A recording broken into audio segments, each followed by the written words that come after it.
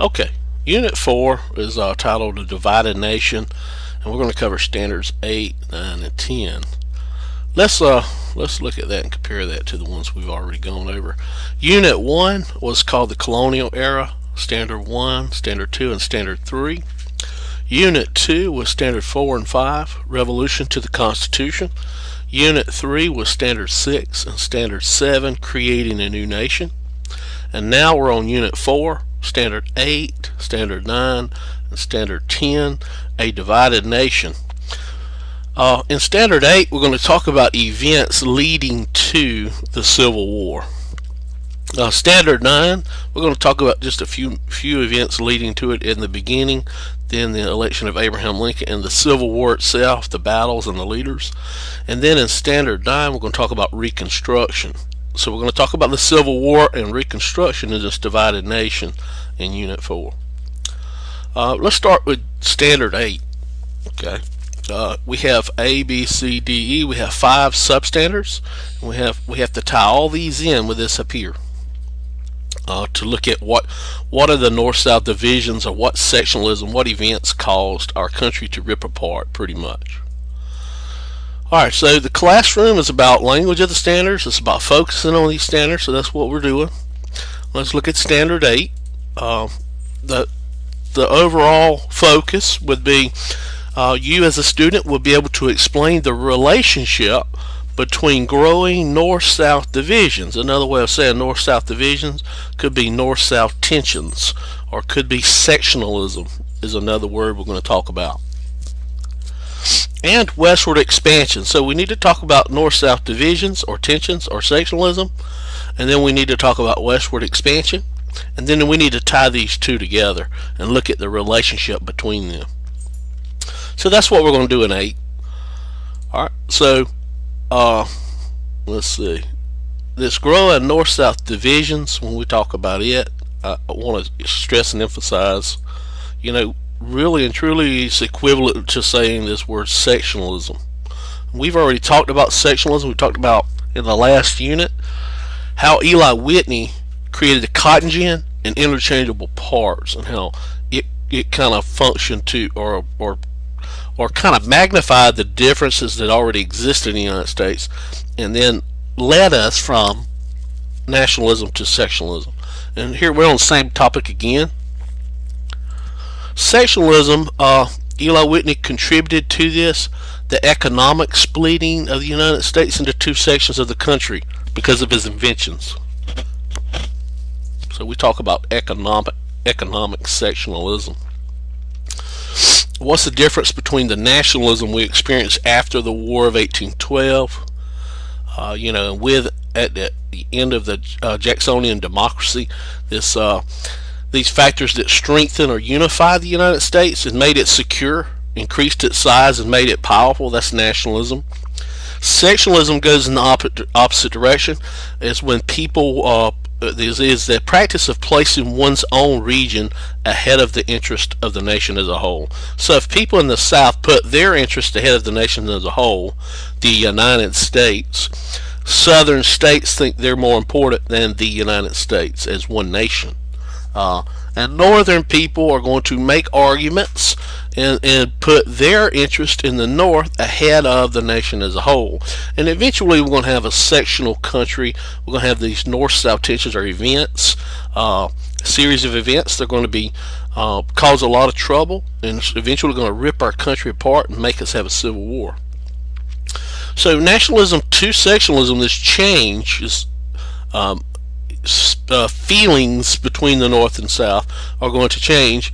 The United States are going to become more sectional because of major differences between the North and the South, between their ways of life, meaning social sectionalism or social differences, the economy, economic differences or economic sectionalism, and cultural and political differences are going to be closely aligned with all these social, economic, and cultural differences. If we look at some economic differences we've already discussed and how they contribute to sectionalism, we see the differences. The North, we said, was based on manufacturing and industry. It's going to support these things we call tariffs, and tariffs are tax on imported goods. We're going to look at those closer. There's going to be a conflict there about tariffs in 1828 and 1832. The North, as we said, is going to grow to oppose the spread of slavery west. And during the Industrial Revolution, we talked about how mechanized labor began to be used instead of, slavery. And in the South, we see that it's based on agriculture. Its economy is based on agriculture. And we know that the institution of slavery rose there, and African American culture is going to sprout up there, and African American population is going to spread across there. We talked about that already. And it's based on the institution of slavery using this human labor source. And they're going to oppose these tariffs or tax on imported goods, and they're going to support the spread of slavery westward. So these differences are going to create these feelings of sectionalism. Northerners opposing the Southerners, and Southerners opposing the Northerners.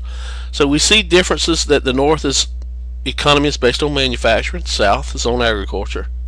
North uses free labor, South uses slave labor. The North opposed slavery, South wants to protect slavery. And then the North wants to stop the spread of slavery. The South wants to spread slavery and ensure that it goes westward as we move westward, manifest destiny.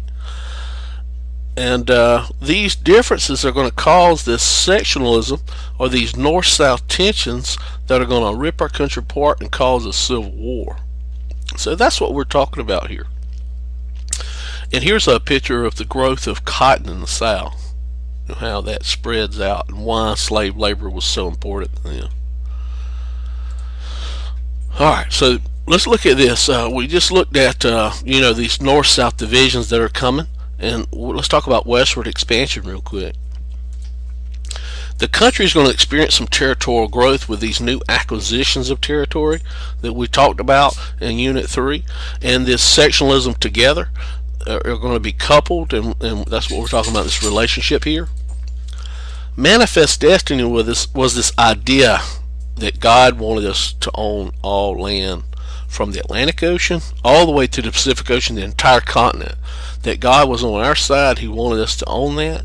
And that is manifest destiny. In middle school, you might have heard from sea to shining sea or something like that, But here is a representation. I think we talked about this picture in the last unit. We talked about manifest destiny. But our movement west, we believe, was ordained by God.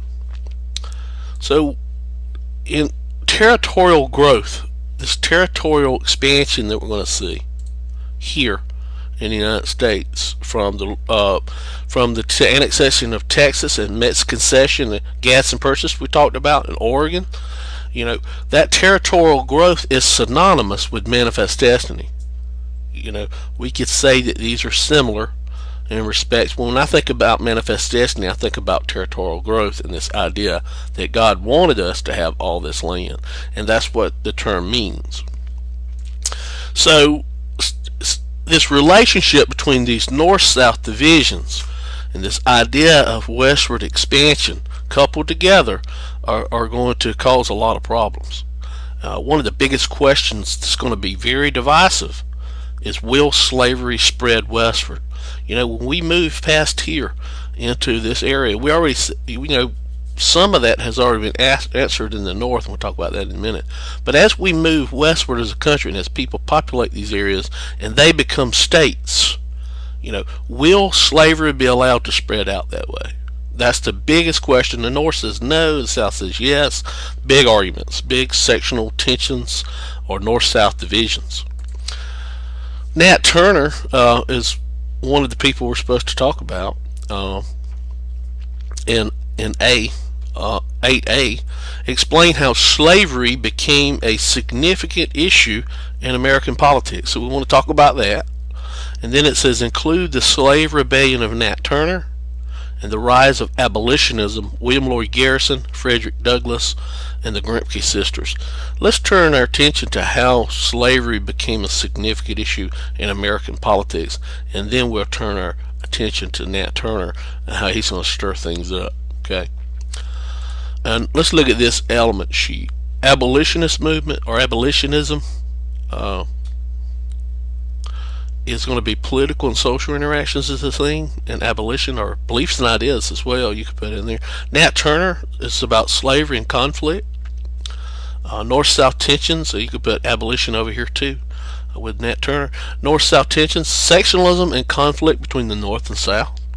William Lloyd Garrison, Frederick Douglass, and the Grimke sisters, all ideas and beliefs about reform. All of these will be abolitionist. Okay. So let's talk about how did slavery become a significant issue in American politics. You know, we can go far back on that. We can talk about the settlement of these colonies when the colonists originally came. You know, some people would argue that, you know, the South was more interested in making a profit and was more willing to adopt human bondage. Now, the North come for religious reasons, and eventually we're going to see that they're going to say that human bondage and slavery is a sin, and God doesn't like it, it's ugly. Although there were some slaves in the North, so, you know, we have to take this in consideration. But this is a good argument. This could say, you know, this is why it's going to become eventually. And, you know, I think of it as a development of the United States over time is how slavery becomes an issue. Geographic determinism would be another argument. That the geography of the United States determines how these regions are going to be developed. And with the South being more agricultural and having this labor-intensive job, that slavery was going to adopt itself there. And then the North is being more industrial, having more iron ore in the ground, would become more manufacturing centered, using mechanized labor. And we talked about these differences. And tobacco being in the South and being a crop that needed a lot of labor, and it was intensive. And then in New England, we talked about, you know, these religious reasons for selling, but we talked about, you know, the geography of the land and the economy based on trade and commerce, fishing, shipbuilding, things that didn't require agricultural labor to a large degree. Plantation agriculture in the South and this commercialized industry in the North. So the economic determinism. And then we turn to the Great Awakening, the first one. You know, we talked about this social rebellion that happened in the Puritans, and we talked about, you know, the spiritual belief in democratic concepts like egalitarian rules, equality, and freedom. Some more democratic ideas sprout out because of this Great Awakening. Alright, and then we talked about the Northwest Territory. Slavery was not allowed in the Northwest Territory because the original founding fathers like Thomas Jefferson believed that slavery should not spread westward. They viewed slavery as a necessary evil when we first started establishing our country on the eastern seaboard, but when we moved out west, they thought we should have this gradual emancipation of slaves over time. And with this Northwest Territory outlawing slavery over time, we talked about before that when the Northeast, you know, kind of abolishes slavery or comes to this abolitionist movement, that it's going to create this northern region of the country above the Mason-Dixon line that became opposed to slavery because they didn't need it anymore, and because on religious grounds they thought it was wrong, an abomination to God. Alright, so our essential question, if we get back to our topic, is what events or north-south tensions caused the United States to sectionalize and have a civil war? These events are numerous. There's a lot of them, and you know, it's kind of confusing when we go through this. These north-south tensions, these events that cause this and cause the United States to become sectionalized, but we need to look at this image here. Here they are. There's a lot of them. And you know, I'm going to be quite honest with you here. Each one of these is a potential, you know, EOCT question for U.S. history. The Nat Turner Revolt, Abolitionist Movement, Missouri Compromise, Nullification Crisis, the Wilmot Proviso, Compromise of 1850, Kansas-Nebraska Act, Dred Scott Decision, John Brown's Raid, Election of 1860, and all these are going to be these divisive issues that are north-south tensions that's going to push us toward this civil war and rip our country apart under sectionalism. In this Standard 8, we're going to talk about Nat Turner, the abolitionist, Missouri Compromise, Nullification Crisis, Wilmot Proviso, Compromise of 1850. And then in Standard 9, we'll talk about the rest of these. So we're going to go from Nat Turner to the Compromise of 1850. In this video, we're going to cover Nat Turner, the abolitionist. And then the next one we'll pick up. Alright, and we'll return back to this. So some religious differences. We're talking about Nat Turner now. And Nat Turner is really the focus we're looking here in this standard. Standard 8A. And it says explain how slavery did that. Include the slave rebellion of Nat Turner and the rise of abolitionism. And it says William Lloyd Garrison, Frederick Douglass, and the Grimke sisters. So we're going to look at Nat Turner and this rise of this abolitionist movement and look at these three individuals. That's what we want to do. So we're going to talk about Nat Turner and the abolitionists. So what caused Nat Turner to rebel? Very simply, is the Second Great Awakening. You know, we talked about the first, and I don't want to confuse you here, but the Second Great Awakening happened from 1790 to about 1840. It's similar to the First Great Awakening in that it was a religious revival, and that a lot of evangelism, a lot of preachers going around from place to place, you know, with this emotional, heartfelt appeal to religion of the heart that we talked about, and they were trying to convert people to change their sinful ways and turn to God. Alright, in the Second Great Awakening, they encouraged participating in social causes to change American life. In other words, the social cause would be abolition. In other words, slavery. Slavery's ugly, God hates it, let's get rid of it, and let's participate and become active in getting rid of it. Participants understood that reform was a part of God's plan. In other words, God called them to change things, to reform things. And these individuals are going to dedicate their lives themselves to purifying the world. And in this case, Nat Turner is going to become a part of this and want to end slavery. So here's Nat Turner. He was a minister, a preacher. So he was in the faith. He was reading the Bible and understanding it. And he was talking to his people, other African Americans, and preaching to them. And he preached that slavery is morally wrong. God didn't like it. And he's going to lead slaves and arm them with weapons, plowshares, whatever, swords, and he's going to lead them in a rebellion and try to get their freedom in Southampton County, Virginia in 1831. Southampton County, Virginia.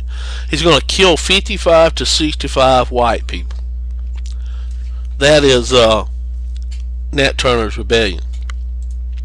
Here's a portrait of Nat Turner in the woods preaching to some of the other slaves about, you know, his plan. And they went about killing, you know, women and men, their masters, but also women and children too. You know, they killed a lot of children, and 55 to 60 people. I don't know how many of those were children, but a lot of violent stuff happened during this. Okay. Now, a lawyer around this area, around Richmond, Virginia, I believe, around Southampton County, Virginia, his name was Thomas H. Gray, went and met with Nat Turner after he was caught and was waiting trial, and he interviewed him, and he wrote a pamphlet or book called The Confessions of Nat Turner, the leader of the Nat Turner Rebellion.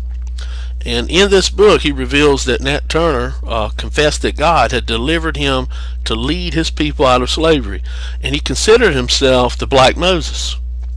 So his job, according to God, was to lead his people out of slavery, and that was a connection to Moses and the leading of the Israelites out of Egypt.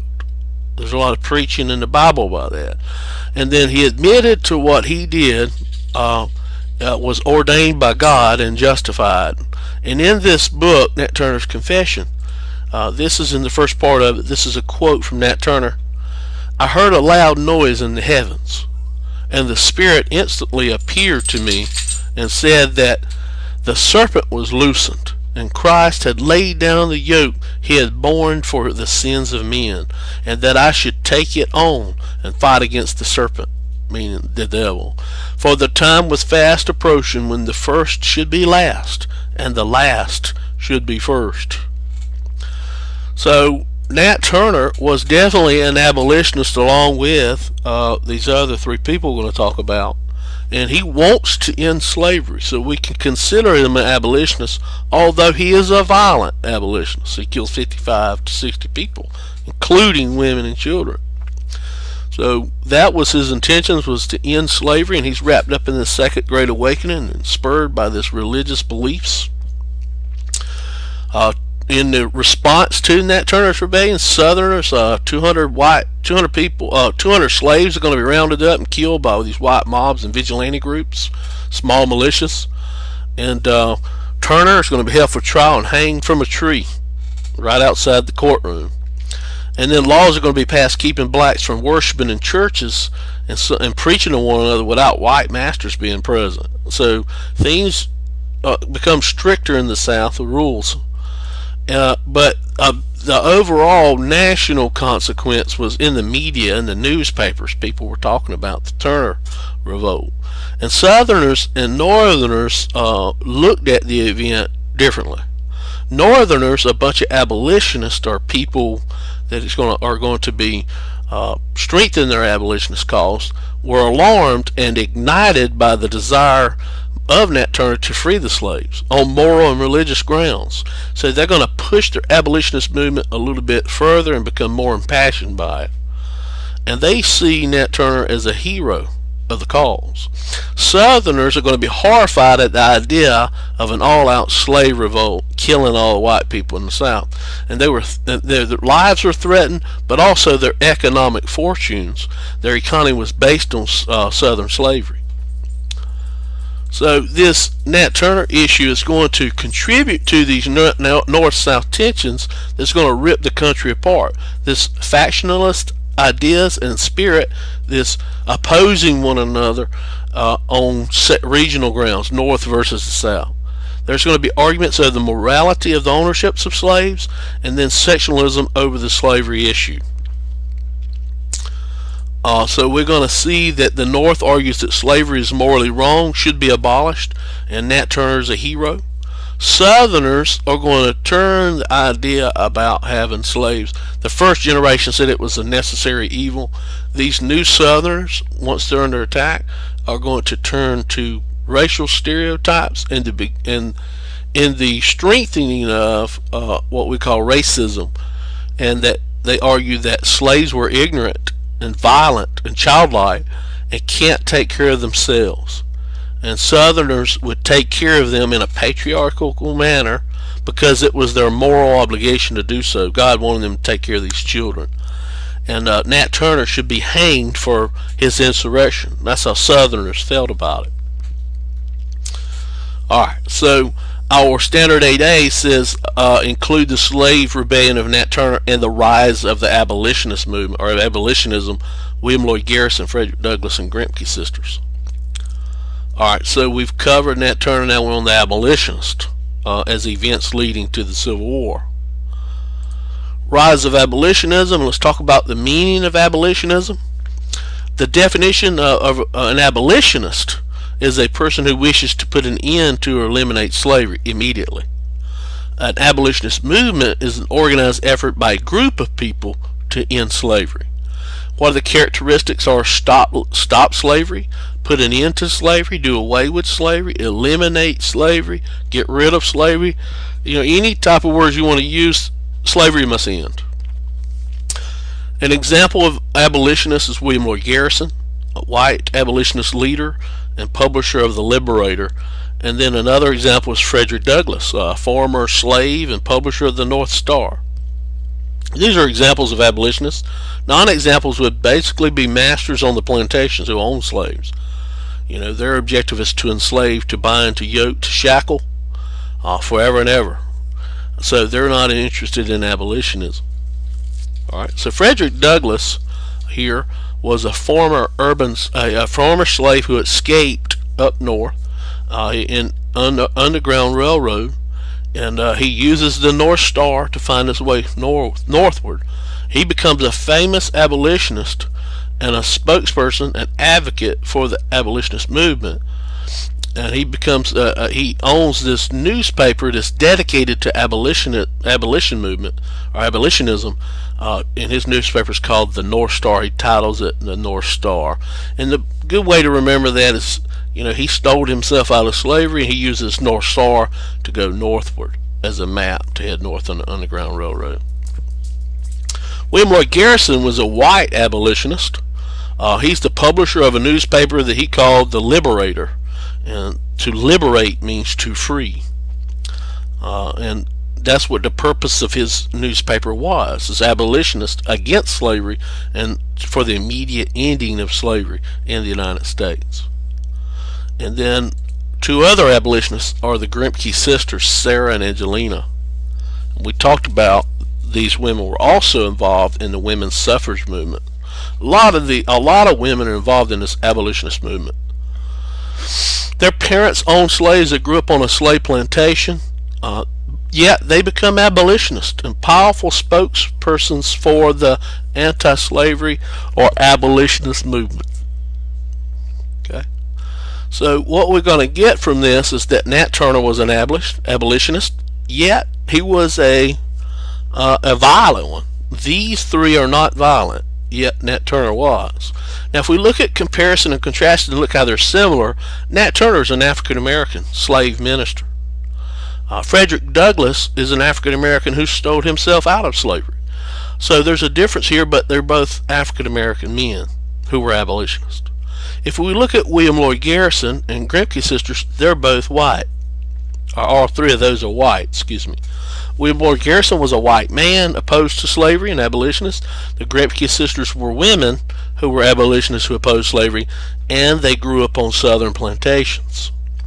So similarities and differences, or compare and contrast, are very important to understand. Alright. So have we met our objective? Have we covered 8A is our question. So have we explained slavery, how it became a significant issue in American politics? And have we talked about the slave rebellion of Nat Turner and the rise of abolitionism, William Lloyd Garrison, Frederick Douglass, and Grimke sisters? I think we have. Good luck on the test. I have these north-south tensions or events, a series of events. They're going to be cause a lot of trouble, and eventually going to rip our country apart and make us have a civil war.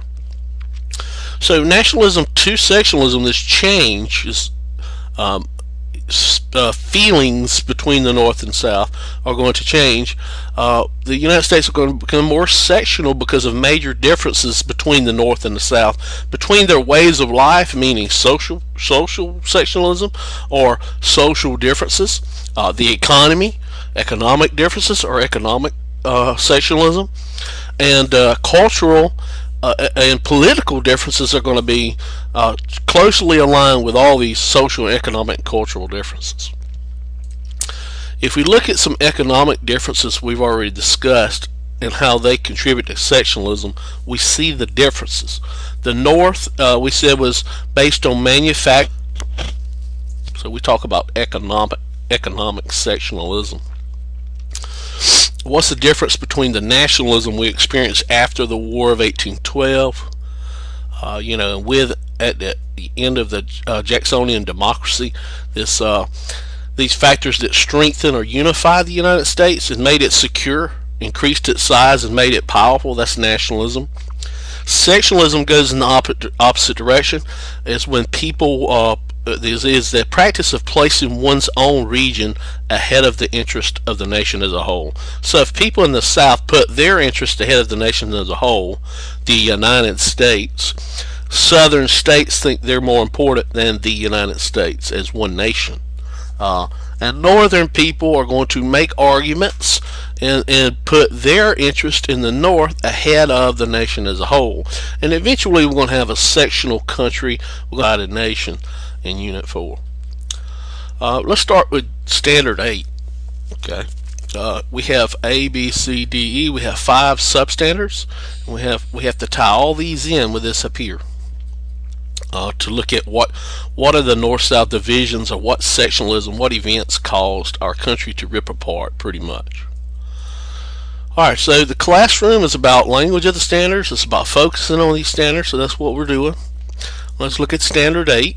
The overall focus would be you as a student will be able to explain the relationship between growing north-south divisions. Another way of saying north-south divisions could be north-south tensions, or could be sectionalism is another word we're going to talk about.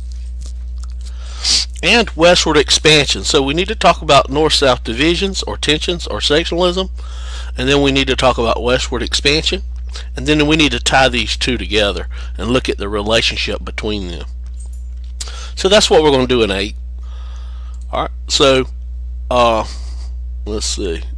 This growing north-south divisions, when we talk about it, I want to stress and emphasize, really and truly it's equivalent to saying this word sectionalism. We've already talked about sectionalism. We talked about in the last unit how Eli Whitney created a cotton gin and interchangeable parts, and how it kind of functioned to or kind of magnified the differences that already existed in the United States, and then led us from nationalism to sectionalism.